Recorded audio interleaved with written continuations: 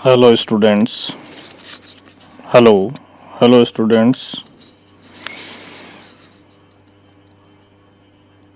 अब हम इस वीडियो में नगरपालिका अधिनियम को आगे बढ़ाते हुए सेक्शन 281 से आज के इस वीडियो में कुछ बातें डिस्कस करेंगे। देखिए, सेक्शन 281 से आगे अपन जो बात कर रहे हैं तो उसमें सबसे पहले अपन सेक्शन 281 में जो प्रावधान किया गया है वो किससे संबंधित है। तो देखो, सेक्शन 281 में कुछ या कतिपय विकारों से पीड़ित व्यक्तियों द्वारा किए गए कार्यों के लिए शास्ति। तो देखो, कई बार आदमी कुछ ऐसे विकारों से या रोगों से ग्रसित हो जाता है तो वो व्यक्ति अगर कोई कार्य करते हैं तो कौन से कार्य करें। कुछ रोगों से या विकारों से ग्रसित व्यक्ति जो कार्य करेंगे उनके लिए क्या शास्ति या पेनल्टी हो सकती है। तो देखिए, कई बार क्या होता है कि जैसे संक्रामक व्यक्ति है, वो कोई ऐसे कार्य करे जिससे दूसरे लोगों तक उसके रोग को संक्रमित होने के चांसेस हैं, तो ऐसे लोगों के लिए पेनल्टी या शास्ति की व्यवस्था की गई है। तो देखिए, इसमें इस धारा के तहत यदि कोई व्यक्ति किसी संक्रामक या सांसर्गिक विकारों से पीड़ित है।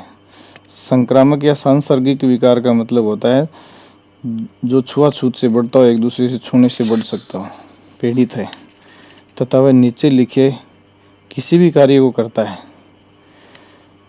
तो इस प्रकार दोष सिद्ध पाए जाने पर 1000 से लेकर 2000 रुपये तक के जुर्माने, न्यूनतम 1000 रुपये तथा अधिकतम 2000 रुपये के जुर्माने से दंडित किया जा सकेगा। ठीक है। तो संक्रामक या सांसर्गिक विकारों से ग्रसित व्यक्ति सभी कार्यों के लिए दंडित नहीं किया जाएगा। कौन से कार्यों के लिए? तो देखो, ये जो नीचे लिखे गए कार्य हैं, इन तीनों में से कोई भी कार्य यदि वो व्यक्ति करता है तो उस पर न्यूनतम 1000 रुपये तथा अधिकतम 2000 रुपये की शास्ति या पेनल्टी जो है वो लगाई जा सकती है। ठीक है। तो देखिए, पहला कार्य, यदि कोई संक्रामक रोग से पीड़ित व्यक्ति किसी खाद्य पदार्थ या किसी औषधि को मानव उपभोग के लिए निर्मित करता है, जैसे कोई खाद्य सामग्री बनाता है, जैसे मिठाई की दुकान पे काम करता है, कचौरी की दुकान पे काम करता है, या औषधि मानव उपभोग के लिए, जानवरों के लिए नहीं, आदमी के लिए दवाई बनाता है वो, जैसे किसी वैद्य के यहाँ जड़ी बूटियों को कूटता है, तो ये मानव उपभोग के लिए दवाई बनाना हो गया, या मानव के इस्तेमाल के लिए प्रस्तुत करता है। ठीक है।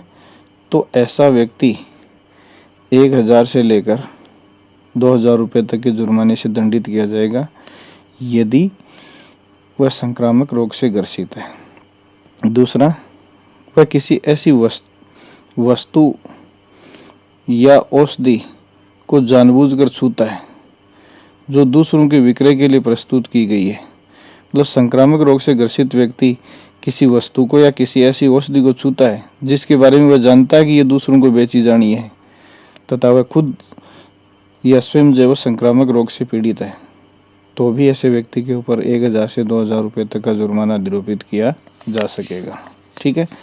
तीसरा, वह गंदे कपड़े धोने, जैसे धोबी घाट पर काम करता है, धोबी की दुकान पे गंदे कपड़े धोने या उन्हें ले जाने के कारोबार में, या तो गंदे कपड़ों को धोता है या कस्टमर तक उनको लाने ले जाने का काम करता है, तो भी ऐसे संक्रामक रोग से व्यक्ति जो है उसके ऊपर 1000 से लेकर 2000 रुपये तक का जुर्माना लगाया जा सकता है, क्योंकि ऐसा करने से वो संक्रामक बीमारी जो है वो अन्य लोगों तक फैल सकती है। नेक्स्ट देखिए, धारा 282 क्या कहती है? कुछ व्यवसायों का विनिमय। तो ये देखो, कुछ विकारों से पीड़ित लोगों, संक्रामक रोगों से पीड़ित लोग इन 3 कार्यों को करेंगे तो उन पर क्या पेनल्टी लगाई जा सकती है, 281 में। फिर देखिए, धारा 282 क्या कहती है? कुछ व्यवसायों का विनिमय, रेगुलेशन ऑफ सर्टेन ट्रेड्स। तो कुछ व्यवसायों के विनिमय कहने का मतलब कुछ जो ट्रेड हैं, कुछ व्यवसाय है, उनको रेगुलेट या विनियमित करने के संबंध में ये अधिनियम क्या कहता है? तो देखिए, ये धारा नगरपालिका को निम्न कार्यों को विनियमित करने की शक्ति प्रदान करती है। तो इस धारा के तहत नगरपालिका नीचे वाले इन कार्यों को विनियमित कर सकती है। यदि नगरपालिका को ये समाधान हो जाए कि कोई भवन या स्थान किसी व्यक्ति द्वारा निम्न में से किसी कार्य के इस्तेमाल के लिए किया जा रहा है, ठीक है। देखो, नगरपालिका को यदि ये समाधान हो जाए या ये विश्वास हो जाए कि कोई भवन या परिसर जो है निम्न में से किसी कार्य के लिए इस्तेमाल किया जा रहा है, ये देखिए टोटल आपके सामने 22 कार्य हैं जिनके लिए किसी भवन को अगर काम में लिया जाता है तो नगरपालिका क्या क्या करवा सकती है। उसे तुरंत बंद करवा सकती है, उसमें परिवर्तन करवा सकती है, ये सब फैसले वो लेगी। अब फैसले क्या लेगी, पहले तो ये बताएं। पहले तो अपन ये देखेंगे कि इस धारा में कौन कौन से कार्यों के लिए किसी भवन या परिसर या स्थान को इस्तेमाल किया जा रहा है। तो पहला, मांसाविष्ट, रक्त, हड्डियों, जानवरों के हाथों, चिथड़ों को उबालने और संग्रहित करने के लिए। तो जैसे हड्डियों को उबालने, चमड़े को उबालने या इन चीज़ों को कलेक्ट करने के लिए किसी भवन या परिसर का इस्तेमाल किया जाता है। या मछली को काटने, साफ करने और संग्रहित करने के लिए किसी भवन या परिसर का इस्तेमाल किया जाता है। खाल, सींग या चमड़े को संग्रहित करने के लिए, चमड़े का शोधन करने के लिए, चमड़े के सामान का निर्माण करने के लिए, रंगाई के लिए, साबुन बनाने के लिए, ऊन या बाल को धोने या सुखाने के लिए, तेल उबालने के लिए, चर्बी या गंधक पिघलाने के लिए, ईंटों, मिट्टी के बर्तनों, चूना या सुर्खी को जलाने या पकाने के लिए, जैसे ईंट के भट्टे या पत्थर को जलाकर चूना बनाया जाता है तो ऐसी भट्टियों के लिए किसी स्थान को काम में लिया जाता है। या सूखी घास, भूसा, चारा, लकड़ी, कोयला या ज्वलनशील पदार्थ को, मतलब ऐसा कोई पदार्थ उस भवन या परिसर में कलेक्ट किया जा रहा है जो ज्वलनशील आग पकड़ सकता है। या व्यवसाय की परियोजनार्थ अनाज का संग्रह किया जा रहा है, या उस स्थान या परिसर को खान के रूप में इस्तेमाल किया जा रहा है, या गाड़ियों को ठहराने के लिए उसका इस्तेमाल किया जा रहा है, तेल मिल के रूप में उसका इस्तेमाल किया जा रहा है। विद्युत शक्ति के अलावा, देखो, इलेक्ट्रिक पावर के अलावा अन्य प्रकार से चलाई जाने वाली आटे की चक्की, बिजली के अलावा किसी अन्य तरीके से चलाई जाने वाली आटे की चक्की है वहाँ, आसवनी के रूप में, या किसी अन्य प्रकार के कारखाने या कारोबार के स्थान के रूप में जहाँ संतापकारी या अस्वास्थ्यकर गंध, तो कोई ऐसे कारखाने या कारोबार के रूप में इस्तेमाल किया जा रहा है जहाँ अस्वास्थ्यकर गंध हो रही है, धूम या धुआं हो रहा है, कालिक या कोहरा हो रहा है, या गर्द निकलती है, डस्ट निकल रही है, या वहाँ आग लगने का जोखिम है, या राज्य सरकार द्वारा समय समय पर विहित कोई अन्य क्रियाकलाप, ठीक है। इनमें से किसी भी उपयोग या स्थिति के कारण यदि आस पड़ोस के लोगों के लिए न्यूसेंस की संभावना है, ऊपर वाले किसी भी कार्य से पड़ोसियों को किसी प्रकार के न्यूसेंस की संभावना है, या इस प्रकार की स्थिति है कि वहाँ जीवन, स्वास्थ्य और संपत्ति के लिए खतरा है, जीवन, स्वास्थ्य और संपत्ति के लिए खतरा है, इन तीनों में से किसी भी चीज़ के लिए खतरा है, तो नगरपालिका लिखित नोटिस देके उस भवन या परिसर के स्वामी या अधिभोगी से ये अपेक्षा करेगी। देखो, इनमें से कोई भी कार्य कर रहा है और उस कार्य से क्या है, लोक न्यूसेंस हो सकता है, जीवन, स्वास्थ्य और संपत्ति को खतरा हो सकता है, तो नगरपालिका तुरंत ऐसे भवन या परिसर के स्वामी या अधिभोगी को लिखित नोटिस देगी। और लिखित नोटिस के बाद में क्या आदेश दिया जाएगा, क्या अपेक्षा की जाएगी कि वह स्वामी या अधिभोगी उस परिसर को या भवन को तुरंत बंद करे। पहली बात तो उस कार्य को तुरंत बंद करे जो वहाँ हो रहा है। दूसरा, वह उसमें इस प्रकार से परिवर्तन करे जो नोटिस में अपेक्षित हो, ताकि उसे जीवन, स्वास्थ्य या संपत्ति के लिए कोई न्यूसेंसकारी कार्य ना रहे। तो देखो, उस भवन या परिसर को ऐसे तरीके से इस्तेमाल की अपेक्षा भी नगरपालिका कर सकेगी ताकि जीवन, स्वास्थ्य और संपत्ति को किसी प्रकार का कोई न्यूसेंस या संकट उत्पन्न नहीं हो उस कार्य से, ठीक है। या तीसरा, उसको ऐसे स्थान पर हटाया या सीमांकित किया जाए। देखो, उसको दूसरे स्थान पर स्थानांतरित करने की अपेक्षा भी नगरपालिका नोटिस के माध्यम से कर सकती है, ठीक है। परंतु इस धारा के अधीन ऐसे स्वामी या अधिभोगी जो स्वयं या अपने परिवार के किसी सदस्य द्वारा कोई कुटीर उद्योग के रूप में कार्य कर रहा है, तो ऐसी उपजीविका की जब तक नगरपालिका कहीं अन्यथा व्यवस्था नहीं कर देती तब तक आदेश नहीं देगी। तो ऐसे भवन में देखो, अगर किसी भवन या परिसर में ऊपर वालों में से कोई कार्य न होकर अगर भवन भवन के परिवार का कोई सदस्य कुटीर उद्योग चला रहा है और उसे नगर पालिका आदेश द्वारा बंद करवाना चाहती है, तो आदेश देने से पहले नगर पालिका को उस कुटीर उद्योग चलाने वाले व्यक्ति के रोजगार की व्यवस्था करनी पड़ेगी, उसकी उपजीविका की व्यवस्था करनी पड़ेगी। उसके बाद ही क्या किया जा सकता है, ऐसा आदेश दिया जा सकता है उसे बंद करने का। यदि इस धारा के अधीन नगर पालिका द्वारा नोटिस दिए जाने के पश्चात भी, मतलब इनमें से किसी कार्य को बंद करने का नोटिस नगर पालिका ने दे दिया और उसके बाद भी उस कार्य को बंद नहीं किया जाता और न्यूसेंस जारी रखा जाता है, ठीक है, जिससे स्वास्थ्य, जीवन और संपत्ति को कोई खतरा हो, तो ऐसे व्यक्ति को, मतलब नोटिस देने के बाद भी यदि ऐसे न्यूसेंस को कोई व्यक्ति जारी रखता है किसी भवन या परिसर में, तो उसके ऊपर न्यूनतम 2000 और अधिकतम 5000 रुपये तक का जुर्माना लगाया जा सकता है। न्यूनतम 2000 और अधिकतम 5000 रुपये का जुर्माना लगाया जा सकेगा। और यदि एक बार दोष सिद्धि के बाद ये जुर्माना लगा दिया जाता है और उसके बावजूद भी उस परिसर में ऊपर वाले 21 में से कोई भी कार्य जारी रखा जाता है, तो प्रतिदिन 100 रुपये की दर से दंडित किया जाएगा। ये फिक्स है, प्रतिदिन 100 रुपये की दर से दंडित किया जाएगा। इस धारा के अधीन किसी व्यक्ति की दोष सिद्धि हो जाने के पश्चात, देखो इस धारा के तहत किसी व्यक्ति की दोष सिद्धि हो जाने के पश्चात मुख्य नगर पालिका मजिस्ट्रेट को बंद हेतु, देखो नगर पालिका किसे लिखेगी, मजिस्ट्रेट को, नगर पालिका उसे बंद करने हेतु प्रार्थना प्रस्तुत करेगी।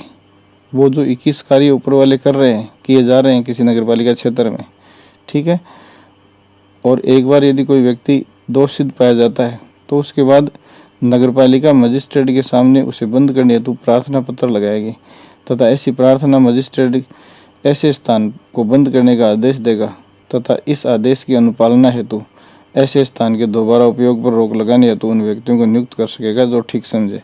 तो देखो, इन किसी परिसर या किसी भवन में ऊपर वाले इन 21 कार्यों में से कोई कार्य करवाना, बंद करवाना है नगर पालिका को, तो नगर पालिका बंद करने का आदेश नहीं देगी। नगर पालिका इसके लिए मजिस्ट्रेट को आवेदन करेगी और मजिस्ट्रेट ही उस स्थान को बंद करवाएगा तथा यदि मजिस्ट्रेट को ये लगता है कि इस भवन या परिसर में ऐसी गतिविधि दोबारा चालू हो सकती है, तो उसकी निगरानी के लिए कुछ लोगों को नियुक्त नगर पालिका कर सकेगी।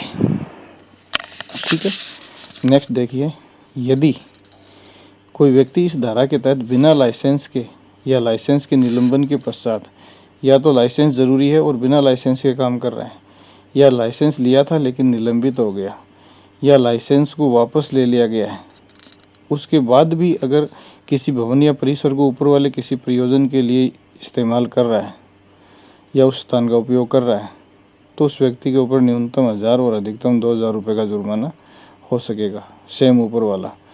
इसके अलावा जुर्माने की प्रथम दोष सिद्धि के बाद प्रतिदिन न्यूनतम 100 रुपये से कम और अधिकतम 500 रुपये, तो पर डे 100 से 500 रुपये के बीच में कोई भी राशि जो है जुर्माने स्वरूप प्रतिदिन के हिसाब से वसूली जा सकती है। फिर देखिए,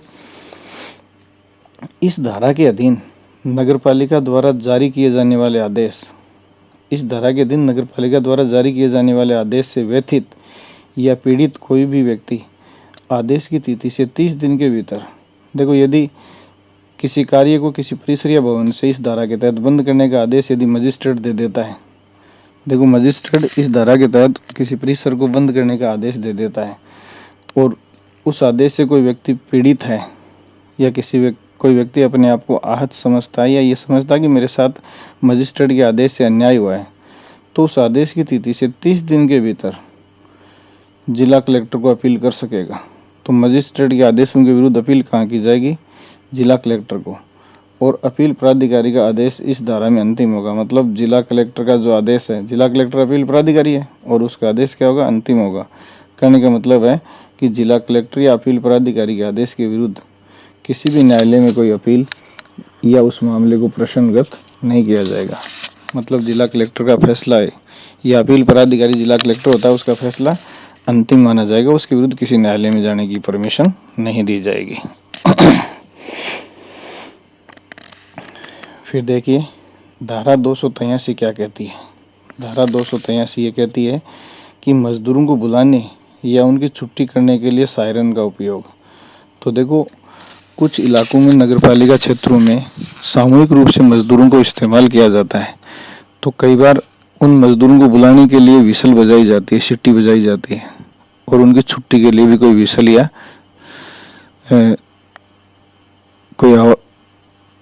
कोई विसल या सायरन बजाया जाता है। तो इस संबंध में नगर पालिका अधिनियम क्या कहता है? तो देखो, सायरन बजाने के मामले में तो देखो बिल्कुल छोटी सी बात है। नगर पालिका द्वारा नियोजित मजदूर, देखो नगर पालिका ने मजदूरों को नियोजित कर रखा है या भर्ती कर रखा है, या व्यक्तियों को बुलाने के लिए या उनकी छुट्टी करने के लिए, उनको कलेक्ट करने या उनकी छुट्टी करने के लिए नगर पालिका अनुज्ञप्ति या लाइसेंस की शर्तों के अनुसार सायरन बजाने की अनुमति प्रदान कर सकती है। तो देखो, लाइसेंस के तहत ही किसी व्यक्ति को सायरन बजाने की अनुमति दी जा सकती है। किस लिए? नगर पालिका के अधीन काम करने वाले जो मजदूर हैं उनको बुलाने के लिए या उनकी छुट्टी करने के लिए। इसके अलावा किसी भी शर्त पर मजदूरों या व्यक्तियों को बुलाने के लिए या उनकी छुट्टी के लिए सायरन का इस्तेमाल नहीं किया जाएगा। तो सीधी सी बात यह है कि नगर पालिका के अधीन काम करने वाले मजदूरों को बुलाने या उनकी छुट्टी करने के लिए सायरन का इस्तेमाल या सायरन तभी बजाया जा सकता है जब नगर पालिका ने सायरन बजाने का लाइसेंस दे रखा हो। अगर नगर पालिका ने ऐसा लाइसेंस नहीं दे रखा है तो सायरन बजाना क्या होगा? अवैध होगा। दूसरा देखिए, नगर पालिका जो उचित समझती है उन शर्तों के तहत सायरन बजाने की अनुमति प्रदान। तो देखो, अगर नगर पालिका ऐसे मजदूरों को की छुट्टी और बुलाने के लिए सायरन बजाने की अनुमति देती है तो उसकी शर्तें क्या होंगी? तो वो शर्तें वही होंगी जो नगर पालिका को ठीक लगती हैं। तो किन शर्तों के तहत सायरन बजाने की अनुमति दी जाएगी? जो शर्तें नगर पालिका द्वारा निर्धारित या तय की जाएंगी उनके तहत ही सायरन बजाने की अनुमति दी जाएगी। फिर देखिए, अनुज्ञप्ति प्रदान कर सकती है, और अनुज्ञप्तिधारी 1 माह का नोटिस देकर उसे सुनवाई का अवसर देने के पश्चात ऐसी अनुज्ञप्ति को नगर पालिका वापस भी ले सकती है। तो देखो, जिस व्यक्ति को नगर पालिका के मजदूरों को बुलाने या उनकी छुट्टी करने के लिए सायरन बजाने का लाइसेंस दिया गया है, उस व्यक्ति से नगर पालिका लाइसेंस को वापस भी ले सकती है या अनुज्ञप्ति को वापस ले सकती है। लेकिन इस प्रकार अनुज्ञप्ति वापस लेने से ठीक 30 दिन पहले उस लाइसेंसधारी को, जिसको सायरन बजाने का लाइसेंस दिया, उसको नोटिस देना पड़ेगा। तो 30 दिन का नोटिस देकर सायरन बजाने का जो लाइसेंस है वो नगर पालिका वापस ले सकती है। फिर देखिए, इस धारा का कोई व्यक्ति उल्लंघन करता है, कहने का मतलब बिना अनुज्ञप्ति के कोई सायरन बजाता है नगर पालिका के मजदूरों को बुलाने के लिए या छुट्टी के लिए, या अनुज्ञप्ति की शर्तों के अनुसार सायरन बजाता है, या लाइसेंस दिया गया था लेकिन लाइसेंस वापस ले लिया है फिर भी सायरन बजा रहा है, तो ऐसे जुर्माने से दंडित किया जाएगा, जिसकी न्यूनतम राशि 2000 रुपये और अधिकतम 5000 रुपये। तो देखो, गैर लाइसेंस्ड तरीके से सायरन का इस्तेमाल करना किस जुर्माने के लिए उत्तरदायी बनाता है? न्यूनतम 2000 रुपये तथा अधिकतम 5000 रुपये के जुर्माने के लिए उत्तरदायी बनाता है। फिर देखिए, सेक्शन 284 क्या कहते हैं? व्यष्टि को संबोधित नोटिसों आदि का तामील होना। व्यष्टि का मतलब होता है अकेला आदमी, इंडिविजुअल। देखो, 2 शब्द होते हैं, व्यष्टि और समष्टि। समष्टि का मतलब होता है सामूहिक रूप से, और व्यष्टि का मतलब होता है अकेला, इंडिविजुअल। तो देखो, किसी अकेले व्यक्ति को संबोधित नोटिसों आदि को कैसे तामील किया जाएगा? तो देखो, अकेले व्यक्ति को जो नोटिस संबोधित होता है उसको तामील करने के तरीकों के बारे में इस अधिनियम का सेक्शन 284 प्रावधान करता है। तो इसमें देखिए, इसको ठीक से देखेंगे, यदि इस अधिनियम के तहत बनाए गए नियमों एवं उपविधियों, तो अधिनियम के तहत नियम और उपविधि कौन बनाएगी? नगर पालिका। नियमों व उपविधियों के अधीन किसी व्यक्ति को या उसके नाम से संबोधित किसी नोटिस या किसी आदेश या किसी बिल को प्रस्तुत करना है या तामील करना है, तो प्रत्येक दशा में किसी नगर पालिका अधिकारी या कर्मचारी या नगर पालिका द्वारा इस संबंध में प्राधिकृत अन्य व्यक्ति द्वारा निम्नलिखित कार्य करते हुए ऐसा किया जा सकेगा। तो देखो, इंडिविजुअल किसी व्यक्ति विशेष को पर्सनली किसी को नोटिस तामील करना है तो कैसे किया जाएगा? जिस व्यक्ति को ऐसा नोटिस, आदेश या बिल, तीनों है, नोटिस, आदेश या बिल संबोधित किया गया है, उसे देकर या निवेदित करके।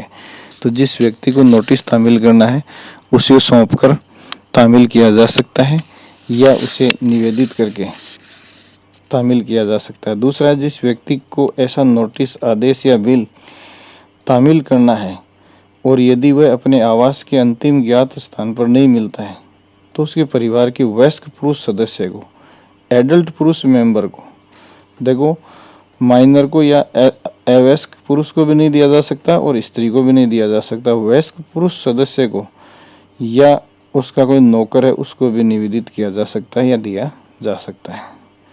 फिर देखो, ये इंडिविजुअल अकेले व्यक्ति की बात है, अकेले व्यक्ति को संबोधित नोटिस की बात है। दूसरा है, यदि वह व्यक्ति नगरपालिका क्षेत्र की सीमाओं में नहीं है लेकिन उसका पता नगरपालिका के अध्यक्ष अथवा पदाधिकारी को मालूम है, तो नगरपालिका क्षेत्र की सीमाओं से बाहर है जिसे नोटिस तामील करना है लेकिन उसका एड्रेस नगरपालिका का अध्यक्ष या पदाधिकारी जानते हैं, तो ऐसी सूचना रजिस्टर्ड डाक द्वारा लिफाफे के माध्यम से भेजी जा सकेगी। यदि या तो उपयुक्त तरीके से ऐसा तामील नहीं किया जा सकता, देखो ऊपर वाले तरीके से कोई नोटिस तामील नहीं किया जा सकता, या इस तरीके से तामील तो किया जा सकता है लेकिन वह व्यक्ति ऐसे नोटिस को लेने से इनकार कर देता है, तो ऐसे बिल, आदेश या नोटिस को, देखो तीनों चीजें, बिल, आदेश या नोटिस को उस क्षेत्र के दो व्यक्तियों की उपस्थिति में उस भवन या भूमि के किसी सहज दृश्य भाग पर चिपका दिया जाएगा। समझ गए आप? तो देखो ऐसी सूचना, नोटिस या बिल जो है उस क्षेत्र के दो लोगों की उपस्थिति में उस भूमि या भवन के सहज दृश्य भाग पर क्या कर दिया जाएगा, चिपका दिया जाएगा, जहां से उस भूमि या भवन पर आसानी से देखा जा सकता है, जिसे तामील मान लिया जाएगा। वह भवन या भूमि उस व्यक्ति से संबंधित होनी चाहिए जिसके ऊपर इसे आदेश या नोटिस को तामील किया जाता है या चिपकाया जाता है। ठीक है। इस अधिनियम के तहत यदि कोई नोटिस, आदेश या बिल, देखो नोटिस, आदेश या बिल किसी भवन या भूमि के स्वामी या अधिभोगी को तामील किया जाना है, वो ये भी इंडिविजुअली है, तो जब तक इस मामले में कोई विशेष उपबंध नहीं किया गया तब तक उसे निम्न तरीके से शामिल किया जाएगा।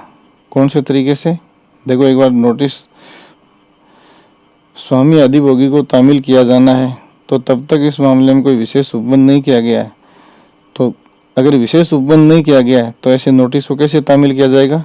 नंबर 1, यदि एक से अधिक स्वामी या अधिभोगी, अब देखो समूह की बात है, इस अधिनियम के तहत है, भवन या भूमि के स्वामी या अधिभोगी को तामील किया जाना है, तो देखिए एक या एक से अधिक स्वामी या अधिभोगी हो तो उनमें से किसी एक को नोटिस दे दिया जाएगा। अगर भूमि या भवन के एक से ज्यादा स्वामी अधिभोगी हैं तो उनमें से एक को यदि नोटिस या आदेश या बिल दे दिया गया या निवेदित कर दिया गया तो उसे तामील मान लिया जाएगा। जहाँ बहुत सारे स्वामी, उनमें से एक को देने से भी तामील मान लिया जाएगा। दूसरा देखिए, यदि ऐसा स्वामी या अधिभोगी नहीं मिले तो ऐसे स्वामी या अधिभोगी के कुटुंब के किसी भी पुरुष वयस्क सदस्य को नोटिस तामील किया जा सकेगा या उसके नौकर को दिया जा सकेगा। क्या? नोटिस, आदेश और बिल, कोई कुछ भी दिया जा सकेगा इन तीनों में से। फिर देखिए, यदि इनमें से किसी तरीके से इनका तामील करना संभव नहीं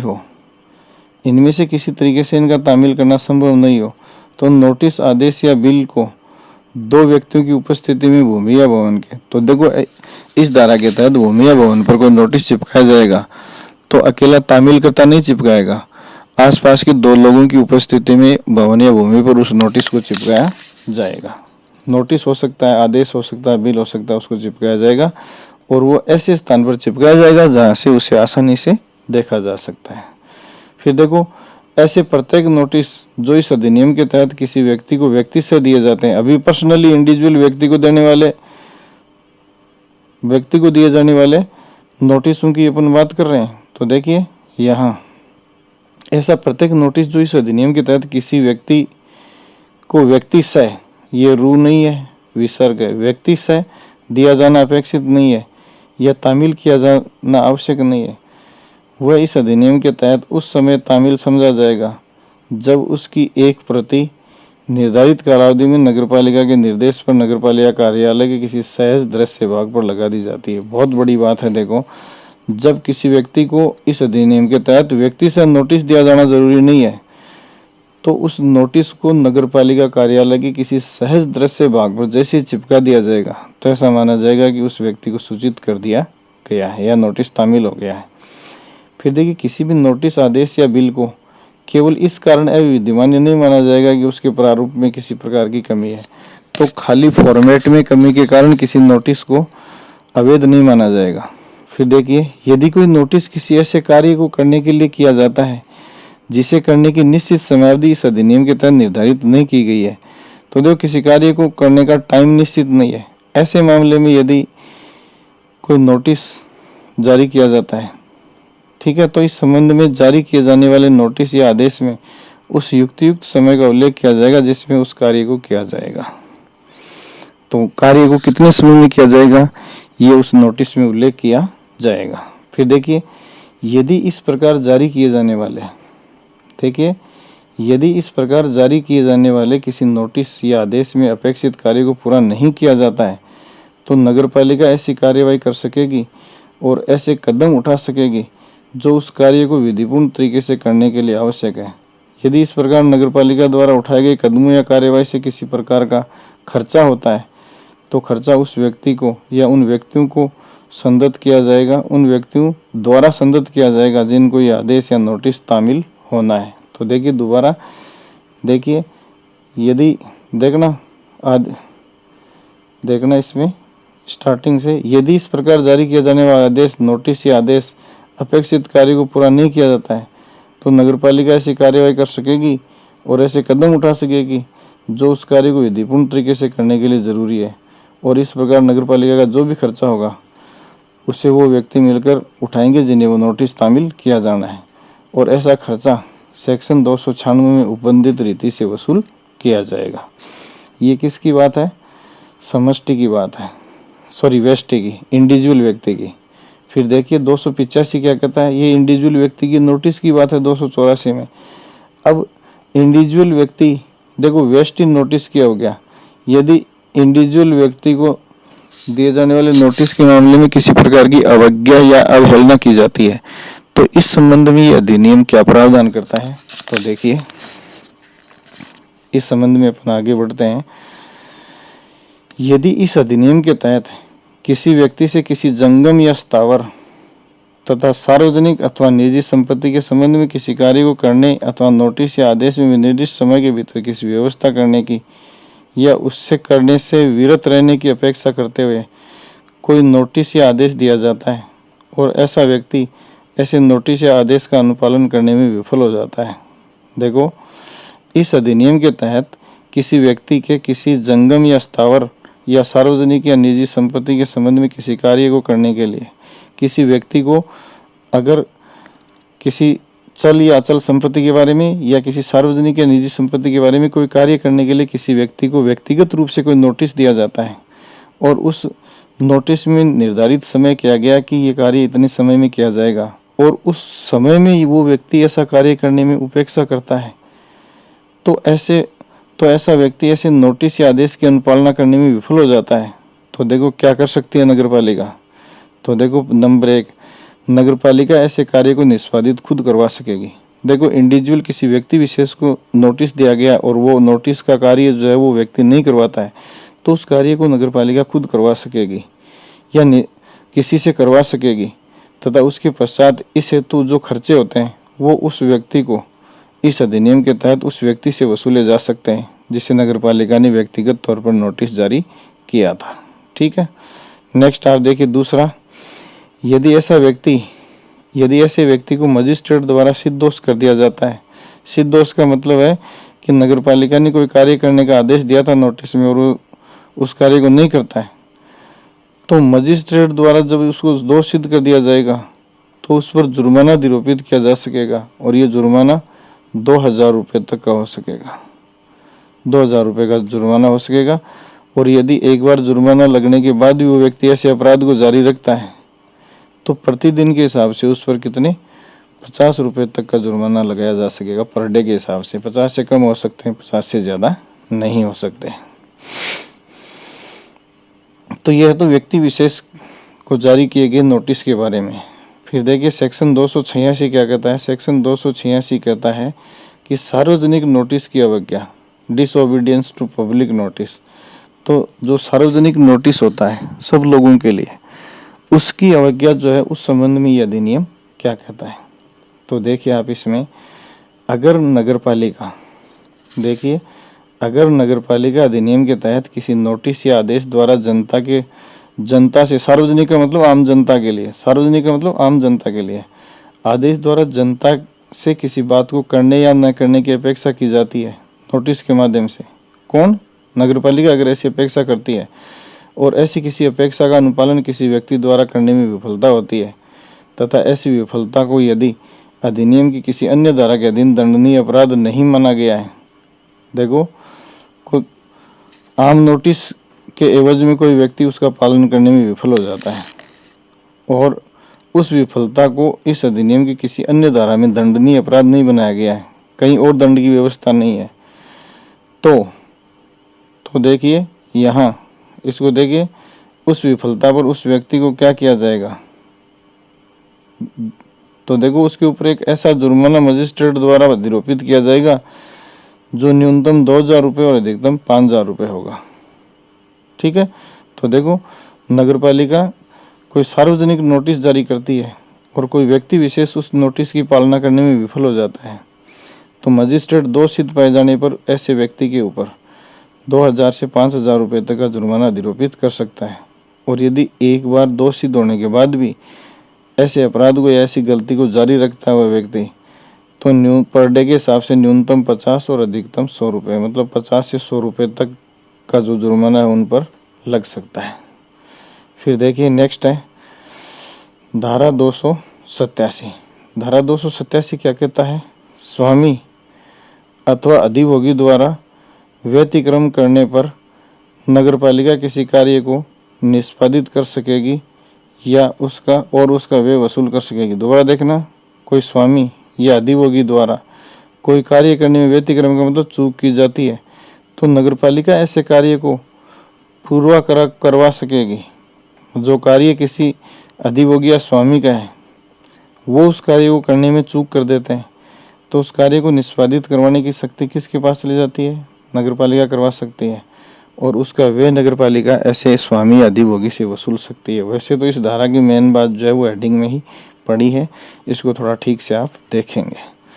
फिर देखिए नेक्स्ट जो है वो क्या है, इसमें यहाँ इस अधिनियम के तहत यदि किसी भवन या भूमि के स्वामी या अधिभोगी से, देखो किसी भवन या भूमि के स्वामी या अधिभोगी से किसी कार्य को करने की अपेक्षा की जाती है और वह कार्य करने में चूक कर देता है तो नगरपालिका ऐसे कार्य को निष्पादित खुद करवा सकेगी। तो भवन का स्वामी या अधिभोगी यदि किसी अपेक्षित कार्य को नहीं कर पाता है तो उस कार्य को कौन करवा सकेगी, नगरपालिका। और इस प्रकार नगरपालिका द्वारा किए गए खर्चे जो हैं उनकी वसूली की जा सकेगी जो न्यूनतम 1000 रुपये तथा कुल व्यय का 10%, 1000 रुपये से कम नहीं होगा। देखो नगरपालिका ऐसे कार्य को निष्पादित करवा सकेगी और उसका उपगत व्यय देखो न्यूनतम 1000 रुपये लगी, चाहे काम कितने 100 रुपये का करवाया है तो भी न्यूनतम खर्चा कितना होगा, 1000 रुपये उपगत किया जाएगा या वसूला जाएगा तथा कुल व्यय के 10%, ये यहाँ ब्याज शब्द है, कुल व्यय के 10% ब्याज के साथ वसूल कर सकेगी। तो जो खर्चा नगरपालिका करेगी ऐसे कार्यों करने में उसका 10% ब्याज भी वसूल सकेगी। भले ही इस अधिनियम में ऐसे कार्य के लिए किसी धारा में शास्ति का प्रावधान हो या नहीं, ऐसी राशि उस स्वामी या अधिभोगी से ठीक ऐसे ही वसूल की जा सकेगी जिस प्रकार नगरपालिका का बकाया टैक्स वसूल किया जाता है। ऐसी राशि को एकमुश्त या किस्तों में वसूला जा सकेगा जैसा कि नगरपालिका ठीक समझे। फिर देखिए अगली चीज जो है वो क्या है, यदि इस प्रकार का व्यतिक्रम या चूक किसी भूमि या भवन का स्वामी द्वारा की गई हो तथा उसका भुगतान उस भूमि या भवन या भूमि के अधिभोगी द्वारा किया गया है। देखो चूक करने वाला कौन है, स्वामी, और उसका भुगतान करने वाला कौन है, अधिभोगी, जो किराएदार भी हो सकता है। तो वह उतनी रकम किराए की रकम में से कम कर देगा। अगर उत्तरदायी स्वामी है और उसका भुगतान कौन करता है, अधिभोगी, तो अधिभोगी जितना भुगतान करेगा वो किराए में से काटकर स्वामी को किराया देगा। तो राशि किराए की रकम में से कम कर देगा जितने का भुगतान नगरपालिका को वो कर देता है। फिर देखिए दूसरी बात, कोई अधिभोगी किसी भवन या भूमि के स्वामी पर इस अधिनियम द्वारा प्रभावित किन्हीं खर्चों के संबंध में किराए से अधिक धन का संदाय करने के लिए बाध्य नहीं है। तो देखो, इस अधिनियम के तहत यदि कोई स्वामी है, भूमि का स्वामी, और उसने मकान या भवन जो है किसी को किराए पर दे रखा है, तो किराएदार किस सीमा तक उसकी लाइबिलिटी को चुकाएगा? किराएदार अधिकतम उसी सीमा तक या उतनी ही उसकी जिम्मेदारियों को चुकारा कर सकता है जितना कि उसका किराया बनता है। तो किराए की राशि की सीमा तक तो वो संदाय कर सकता है अधिभोगी, इससे ज़्यादा नहीं करेगा। लेकिन ये साबित करने का भार अधिभोगी पर होगा कि ऐसी मांग की गई राशि उसके किराए से अधिक है। तो यदि वो पूरी राशि नहीं देना चाहता तो अधिभोगी को साबित करना पड़ेगा कि उससे जो राशि मांगी जा रही है उसके निर्धारित किराए से ज़्यादा है, तथा ऐसी मांग के समय अधिभोगी द्वारा वह राशि दे थे। अब नोट देखिए इसमें, इस अधिनियम के तहत अधिभोगी व स्वामी के बीच यदि ऐसे खर्चे के संदाय के संबंध में कोई विशिष्ट संविदा पहले से मौजूद है तो उस पर यह अधिनियम लागू नहीं होगा।